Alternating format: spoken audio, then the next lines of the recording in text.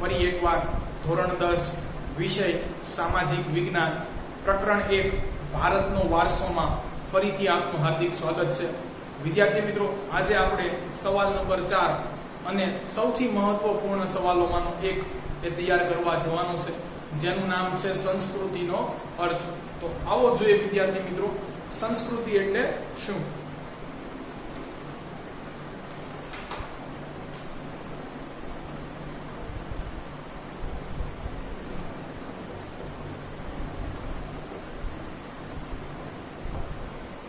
Meaning of culture. વિદ્યાર્થી મિત્રો, ખાસ મોટામાં તમે ટેક્સ્ટ બુક ની અંદર જોશો તો અંદર અહીંયા 3 વ્યાખ્યાઓ છે એ લખેલી છે. આપણે તેનો ગહન અભ્યાસ કરવાનો છે. હું તમને એક ચોથી પણ છે એ બહારથી વ્યાખ્યા લખાવીશ. આ સવાલની અંદર પર્ટિક્યુલરલી આપણે 4 વ્યાખ્યાઓ તૈયાર કરવાની છે અને આ 2 માર્ક્સ ની અંદર છે એ સવાલ પૂછાઈ શકે. કે છે સંસ્કૃતિ એટલે જીવન જીવવાની રીત, ધ વે ઓફ લાઈફ. વિદ્યાર્થી મિત્રો, આદિકાળથી આજ સુધીનો સમય યાદ કરો તો તમને જણાશે કે આદિકાળમાં મનુષ્યના ન તો રહેવાના ઠેકાણા, ન તો વસ્ત્રોની કોઈ સગવડતા, ન તો કોઈ ભોજનની છે એ સુવ્યવસ્થિત આયોજન. પણ આજે જોશો તો આપણા છે એ મોડર્ન કલ્ચરની અંદર આ બધી જ વસ્તુ છે એ A1 અને ટીપ ટોપ મળી રહેશે. તો આ ક્યાંથી આવ્યું અવડું મોટું પરિવર્તન? તો થેન્ક્સ ટુ કલ્ચર. આ બધું જ સંસ્કૃતિને આભારી છે.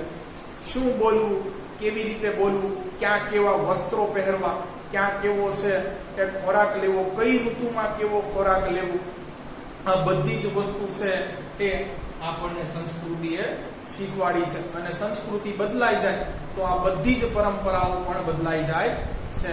આગળ જોઈએ વિદ્યાર્થી મિત્રો. ઓકે છે.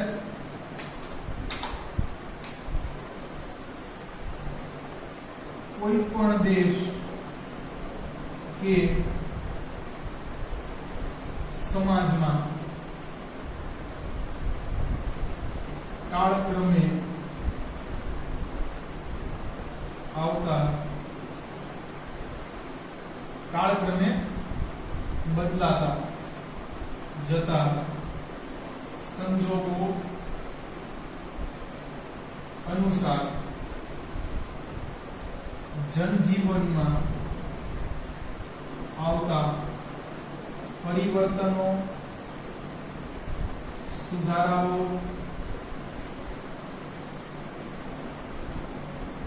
સામાજિક નીતિ રીતિ ઇત્યાદિ એટલે વગેરે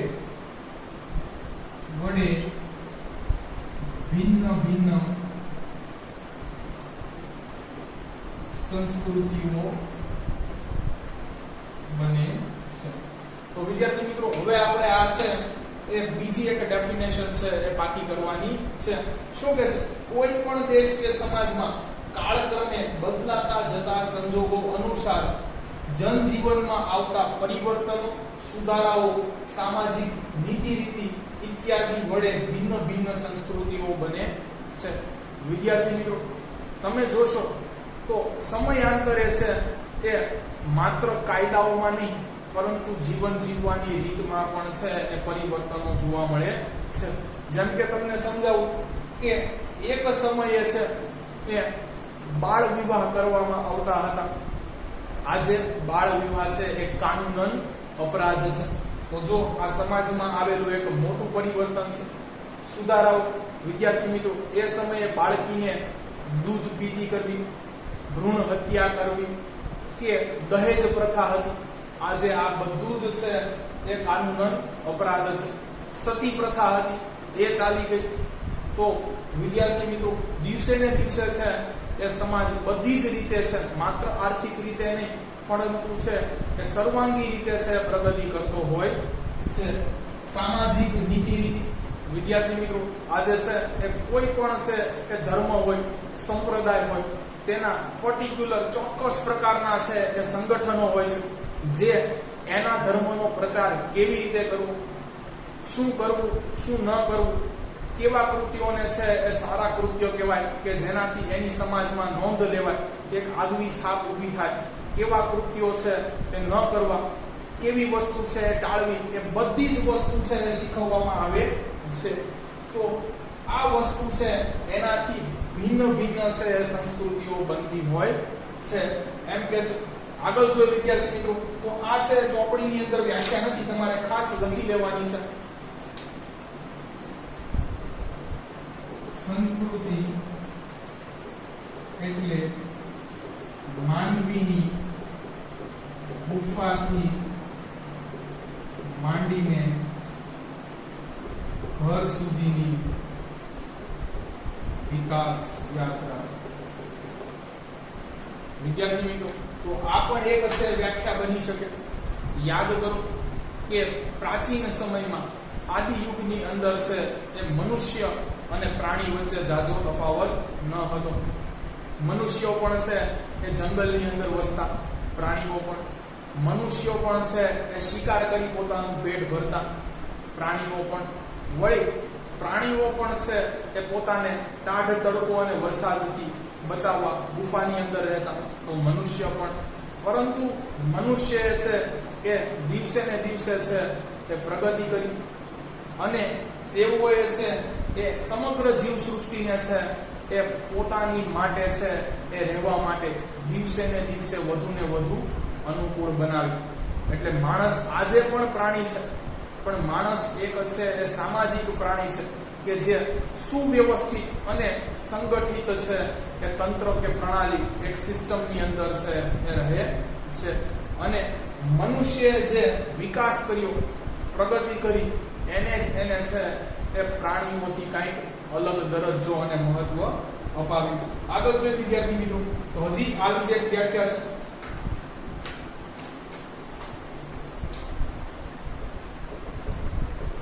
સંસ્કૃતિ એટલે માનવ મનનું ખેડાણ.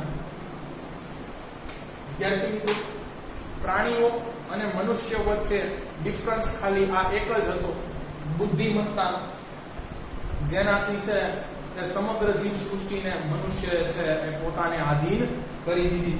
એટલે કે છે સંસ્કૃતિ એટલે માનવ મનનું ખેડાણ. તો અહીંયા છે એ કોઈ હળ વડે ખેતી કરવાની નથી, પણ મનુષ્ય છે એ પોતાના મનની અંદર જન્મેલા છે એ વિચારોને જે હકીકતનું રૂપ આપ્યું, જે પોતાની બુદ્ધિમત્તાનો ઉપયોગ કરી અને સમગ્ર જીવ સૃષ્ટિ પોતાને આધીન બનાવી, અને એને આપણે છે એક સંસ્કૃતિની અંદર જોઈ શકીએ. કારણ કે આવું કોઈ એક મનુષ્ય દ્વારા નથી કરવામાં આવ્યું, પરંતુ મનુષ્યના એક ચોક્કસ સમુદાય કે વર્ગ થકી કરવામાં આવ્યું છે. અને હવે વિદ્યાર્થી મિત્રો સૌથી મહત્વની વ્યાખ્યા આવે છે.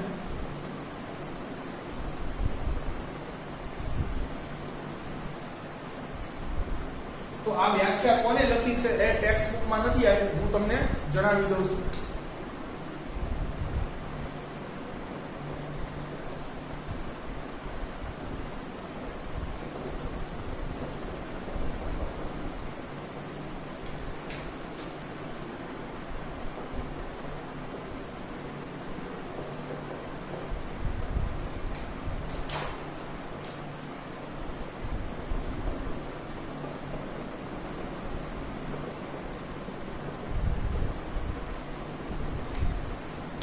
વિદ્યાર્થી મિત્રો પહેલા તો જોઈએ નૃવંશશાસ્ત્રી કોને કહેવાય, આ કઈ શાખા કે વિદ્યા છે એ, અને પછી ફ્રેન્ચ નૃવંશશાસ્ત્રી લી માલિનોવસ્કી ના મત અનુસાર છે એ સંસ્કૃતિ એટલે શું એ શીખવા કે સમજવાનો પ્રયત્ન કરીએ.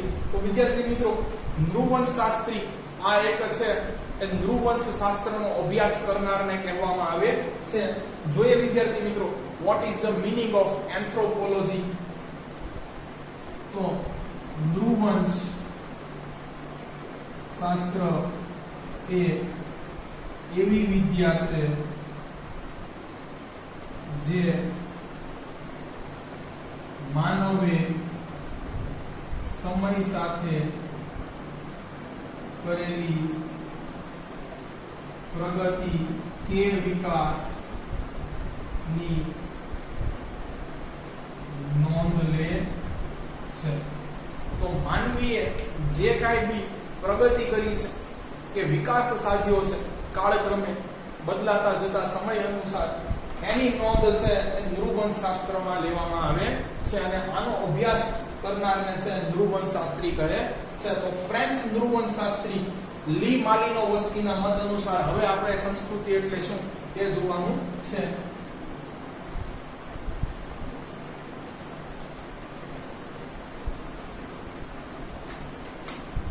જોઈએ વિદ્યાર્થી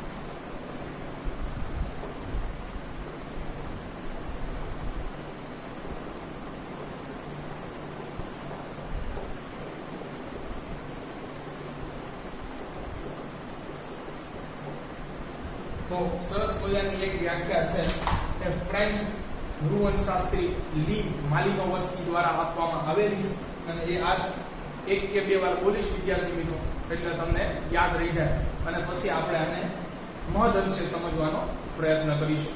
કે છે માનવ સમાજની ટેવો, મૂલ્યો, આચાર વિચાર, રહણી કરણી, ધાર્મિક પરંપરાઓ અને જીવનને ઉચ્ચતમ ધ્યેય તરફ લઈ જતા આદર્શોનો સરવાળો એટલે સંસ્કૃતિ. ફરીથી લી માલિનોવસ્કી શું કહે છે? જો માનવ સમાજની ટેવો, મૂલ્યો, આચાર વિચાર, રહેણી કરણી, ધાર્મિક પરંપરાઓ અને જીવનને ઉચ્ચતમ ધ્યેય સુધી લઈ જતા આદર્શોનો સરવાળો એટલે સંસ્કૃતિ. હવે આપણે આને સમજવાની કોશિશ કરીએ. કે છે માનવ સમાજની ટેવો. વિદ્યાર્થી મિત્રો અહીંયા છે એ માનવની વર્તણૂક, એના બિહેવિયરનો છે અભ્યાસ કરવાની વાત કરે છે. પછી કે છે મૂલ્યો. તો જીવનમાં આપણે દરેક વ્યક્તિએ છે અમુક સિદ્ધાંતો કે મૂલ્યો છે એ બનાવેલા હોય છે અને લગભગ મોટે ભાગે આપણે છે એને ફોલો કરવાની પણ ટ્રાય કરતા હોય છે.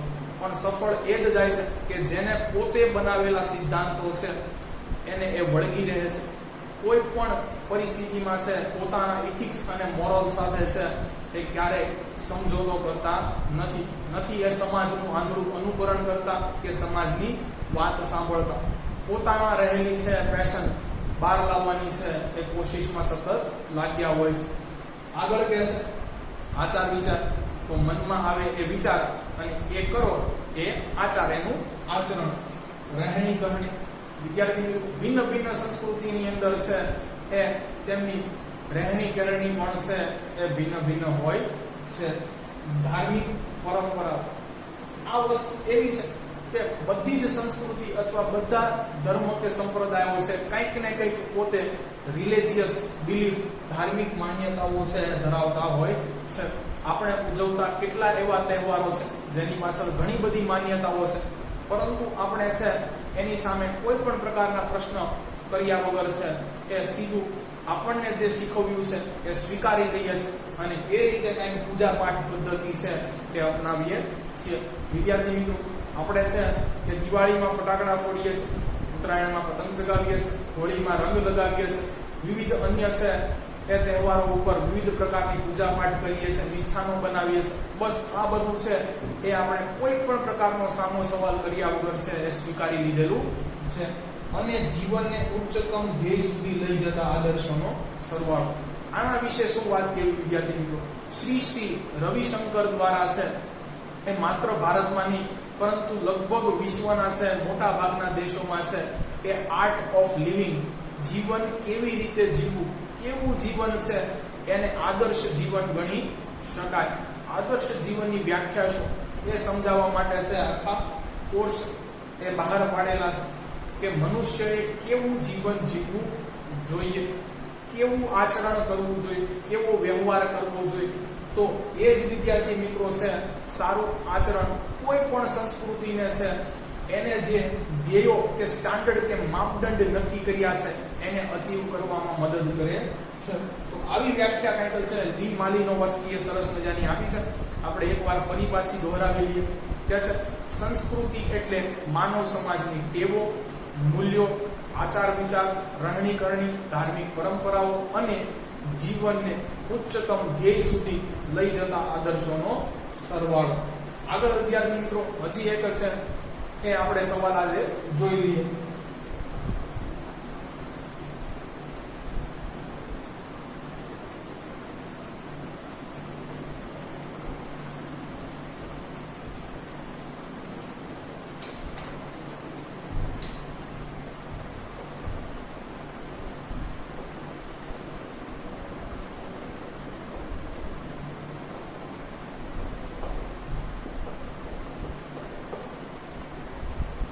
વિદ્યાર્થી મિત્રો સંસ્કૃતિ છે તો એનો વારસો પણ હશે કે જે તેની ભાવિ પેઢીઓને છે એ ભેટ સ્વરૂપે મળેલો હશે. તો ભારતીય સંસ્કૃતિ તો અતિ પ્રાચીન છે. વળી ભારતમાં કોઈ એક સંસ્કૃતિ, એક ધર્મ કે એક સંપ્રદાય નથી, એટલે આનો વારસો પણ તમને છે એ વિવિધતા વાળો મળી શકે. તો વિદ્યાર્થી મિત્રો આપણે છે ભારતીય સંસ્કૃતિના છે એ વારસાનો અભ્યાસ કરવાનો છે. પહેલા તો જોઈએ વારસો એટલે શું. તો કે છે વારસો એ આપણા પૂર્વજો તરફથી મળેલી આપણને અમૂલ્ય ભેટ છે કે જેમાં આપણે કશું કર્યું નથી પણ આપણા વડવાઓ કે પૂર્વજો તરફથી છે એ આપણને મળેલું છે. અને આપણે એવી સાર્થક પ્રયાસ કરવો જોઈએ કે આ વસ્તુ આપણે જાળવી રાખીએ, આમાં ઉત્તર વધારો કરી અને આપણી ભાવિ પેઢીને આપીએ. શું કહે છે વારસો એ આપણા પૂર્વજો તરફથી મળેલી આપણને અમૂલ્ય ભેટ છે. આગળ જોઈએ વિદ્યાર્થી મિત્રો કે છે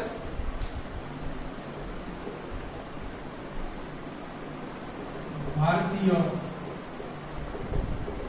સંસ્કૃતિ અતિ પ્રાચીન છે.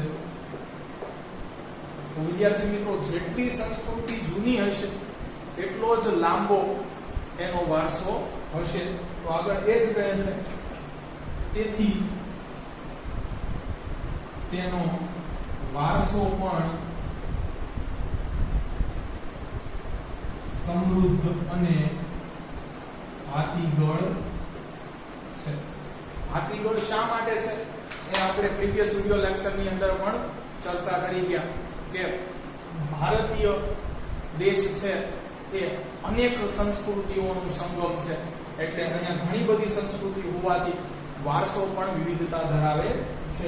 શું કહે છે ભારતીય સંસ્કૃતિ અતિ પ્રાચીન છે તેથી તેનો વારસો પણ સમૃદ્ધ અને હાથીગળ છે. અને આ આપણને યાદ કરાવવા, એની પ્રતીતિ કરાવવા અહીંયા એક ઉદાહરણ પણ આપે છે કે છે શાળાઓમાં પાઠ્યપુસ્તકમાં તેથી જ તમને આપેલી પ્રતિજ્ઞાઓમાં યાદ કરાવવામાં આવે છે કે શું યાદ કરાવે છે વિદ્યાર્થી મિત્રો પ્રતિજ્ઞા પત્ર તો તમે છે એ પહેલા જ પૃષ્ઠ ઉપર જોઈ હશે કે છે હું મારા દેશને ચાહું છું અને મને મારા દેશના સમૃદ્ધ અને હાથીગળ વારસા ઉપર ગર્વ છે. વિદ્યાર્થી મિત્રો પ્રતિજ્ઞા પત્ર છે કે જો ધ્યાનથી સાંભળશો કે જોઈશો તો છે એમાં તમને આવું લખેલું ક્યાંક નોંધવામાં આવશે કે ધ્યાનમાં આવશે. હું મારા દેશને ચાહું છું અને મને મારા દેશના સમૃદ્ધ અને ભાતીગળ વારસા ઉપર ગર્વ છે. આગળ વિદ્યાર્થી મિત્રો કહે છે કે ભારતના વારસાએ વિશ્વની પ્રજાને શું આપ્યું છે?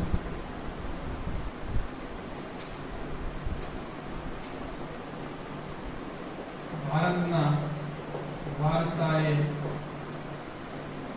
વિશ્વને પૂર્ણ જીવન જીવવાનું ગુડ રહસ્ય અર્પણ કર્યું. વિદ્યાર્થી મિત્રો, ભારત દેશ છે એક આધ્યાત્મિક દેશ મનાય છે અને સ્પિરિચ્યુઆલિટી એ એકમાત્ર છે એ એવો રસ્તો છે કે જેના દ્વારા તમને તમારા છે એ મૂંઝવતા પ્રત્યેક છે એ સવાલનો જવાબ મળી રહે છે. પ્રત્યેક તમારા છે એ સવાલનો જવાબ તમને તમારું આધ્યાત્મ આપી શકે અને એનું ચરમ સ્થાન, એનું છે એ મહત્વનું કેન્દ્ર એ ભારત આપણે ગણી શકીએ કે પૂર્ણ સંતોષ અને ખુશીપૂર્વક છે એ કેવી રીતે જીવન જીવવું, તો એના રહસ્યો છે એ ભારતે વિશ્વની જુદી જુદી પ્રજાઓને અર્પણ કર્યા છે. આગળ કહે છે કે વારસાના બે પ્રકાર છે. વિદ્યાર્થી મિત્રો, અહીંયા વારસાનું છે એ વર્ગીકરણ બે રીતે થઈ શકે. એક તો જૈવિક વારસો અને ભૌતિક વારસો, કે જેનામાં જીવ છે એવો વારસો અને જેનામાં જીવ નથી એવો વારસો. અને બીજું વર્ગીકરણ છે એ અહીંયા આપ્યું છે કે એક છે પ્રાકૃતિક વારસો કે જે કુદરત દ્વારા નિર્મિત છે, જે કુદરતી છે, અને એક છે માનવ સર્જિત વારસો કે એક માનવે છે એ પોતે પોતાની બુદ્ધિ શક્તિથી બનાવ્યો છે. તો બસ આપણે આનો આજે છે એક તફાવતનો પણ અભ્યાસ કરવાનો છે. પહેલું છે પ્રાકૃતિક વારસો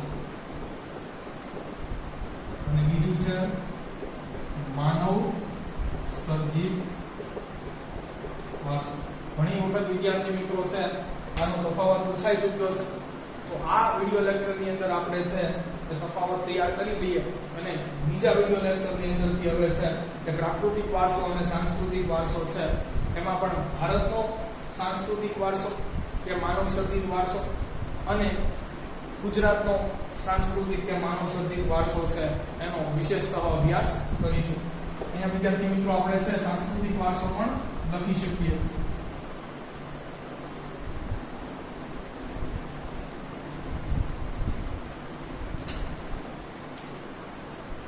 સવાલ નંબર 6 તફાવત.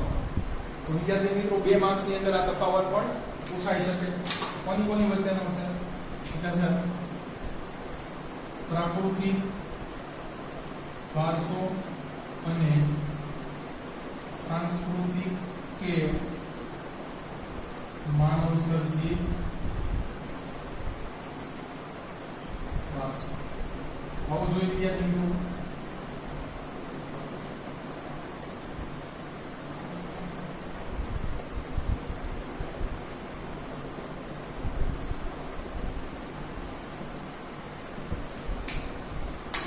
તો પહેલું જ વાક્ય આવશે વિદ્યાર્થી મિત્રો, તે કુદરત તરફથી મળેલી અમૂલ્ય ભેટ છે. દાખલા તરીકે વિદ્યાર્થી મિત્રો ઉદાહરણ આપું કે હિમાલય. તો સદીઓથી છે વિદ્યાર્થી મિત્રો હિમાલય આપણી ઉપર એક પ્રગાઢ પ્રભાવ પાડ્યો છે અને એક આપણને કુદરતી છે એ સરહદ પૂરી પાડી છે ઉત્તર દિશામાં. તો બધા દેશ પાસે છે એ આ નથી. તો કુદરત તરફથી મળેલી આવી એક આપણને અમૂલ્ય ભેટ મળી છે એટલે એને પ્રાકૃતિક વારસામાં સંમેલિત કરી શકીએ. આ બાજુ તે માનવ સર્જિત છે. તો ઉદાહરણ આપું વિદ્યાર્થી મિત્રો, તાજમહેલ કે તાજમહેલ છે એ વિશ્વમાં પ્રેમનું પ્રતીક છે અને એ ભારત દેશમાં છે એ શાહજહાં દ્વારા છે એ બંધાવવામાં આવ્યો હતો. તો એ પણ બીજા કોઈ દેશ પાસે નથી, પણ આ મનુષ્યો દ્વારા છે એ નિર્મિત છે, એટલે આને માનવ સર્જિત કહી શકીએ. આગળ વિદ્યાર્થી મિત્રો બંનેની વ્યાખ્યા જોઈએ. વ્યાખ્યા કહે છે તે પ્રકૃતિ, પર્યાવરણ અને માનવીના નિકટતમ સંબંધોનું પરિણામ છે.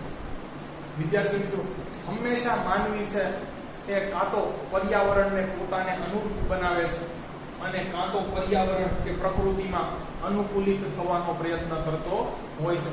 અને આના દ્વારા જે એક સમૃદ્ધ વારસો રચાય છે તેને આપણે છે એ પ્રાકૃતિક વારસો કહી શકીએ. કારણ કે પ્રકૃતિ છે એના પ્રભાવ કે નેજા હેઠળ છે આવો વારસો એ રચાવો છે. તો આ બાજુ તે માનવીની બુદ્ધિ શક્તિ, આવડત અને કલા કૌશલ્ય દ્વારા નિર્મિત છે. માનવે પોતાની બુદ્ધિનો કે પોતામાં રહેલી સ્કિલ, આવડતનો છે પ્રયોગ કરીને જે કંઈ પણ બનાવ્યું છે એના તમે સાંસ્કૃતિક વારસો કહી શકો. આવો વિદ્યાર્થી મિત્રો ઉદાહરણો જોઈએ. તો કે છે પર્વત, નદીઓ, સમુદ્રો,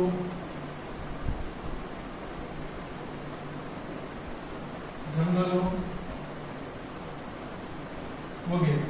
આ બાજુ વિદ્યાર્થી મિત્રો તો કે છે મંદિરો, મસ્જિદો, કિલ્લાઓ, દરવાજાઓ વગેરે. તો વિદ્યાર્થી મિત્રો અહીંયા આજનો આપણો છે એ લેક્ચર પૂરો થાય છે. જો તમને અમારા વિડિયો લેક્ચર્સ પસંદ આવતા હોય તો આને લાઈક કરો, તમારા અન્ય વિદ્યાર્થી મિત્રો જોડે આની લિંકને શેર કરો. Thanks for watching my video.